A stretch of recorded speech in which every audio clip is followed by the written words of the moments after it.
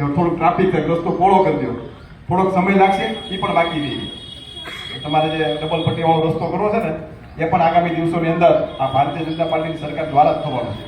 મિત્રો, વિકાસના કાર્યો માટે ક્યારેય ચિંતા કરવાની જરૂર નથી. જે રીતે નરેન્દ્રભાઈ અને ભૂપેન્દ્રભાઈની સરકાર ખાસ કરીને અમરેલી જિલ્લામાં, અમરેલી વિધાનસભામાં ઉદાર હાથે પૈસા આપી રહ્યા છે. અત્યાર સુધીના તમે તાળા મેળવી લેજો એટલા પૈસા તમારા કામમાં આવે પણ કે મિત્રો એ પ્રકારનું જ્યારે કામ થતું હોય ત્યારે સવિશેષ આપણી પણ બધાની જવાબદારી બનતી હોય છે. વિકાસના કાર્યોમાં જે પણ કામ કરતા હોય ત્યારે સારું કામ થાય, ક્વોલિટીનું કામ થાય.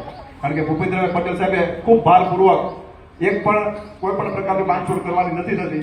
કોઈ પણ કોન્ટ્રાક્ટર હોય નબળું કામ થતું હોય તમારા ધ્યાને મૂકજો, ફરજિયાત પડે. કારણ કે આ કામ થશે 10 વર્ષ સુધી, પછી તમારે નવો રોડ નહીં બને.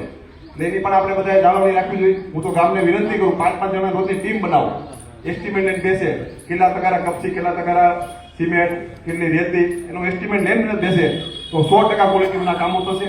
અમારી પણ જવાબદારી, તમારી પણ જવાબદારી, આપણે સાથે મળી વિકાસના કાર્યો કાયમી માટે ટકી શકે એ પ્રકારે બધા જ કરે, એની પણ આપણે ખાસ જરૂર હોય છે.